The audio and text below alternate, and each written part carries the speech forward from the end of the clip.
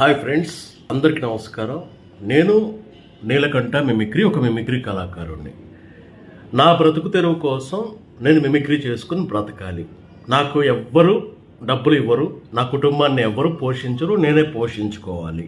కాబట్టి తెలుగుదేశం పార్టీ వాళ్ళు వచ్చి మీరు ఇలా చేయాలి, జగన్మోహన్ రెడ్డి మీద వ్యతిరేకంగా చేయాలి అంటే వృత్తి, ధర్మం, నాకు ఏదన్నా పోనీ ఎవడన్నా వచ్చి నాకు సహాయం చేసి పోనీ, లేకపోతే మీరు వద్దు, ఇలాంటి పనులు చేయొద్దు, మీరు ఆర్టిస్ట్గా వద్దు, మీకు ఇగో ఇంత డబ్బులు ఇస్తాను, మీరు శుభ్రంగా మీ కుటుంబాన్ని పోషించుకోకండి ఎవరని చెప్తారా? చెప్పరు.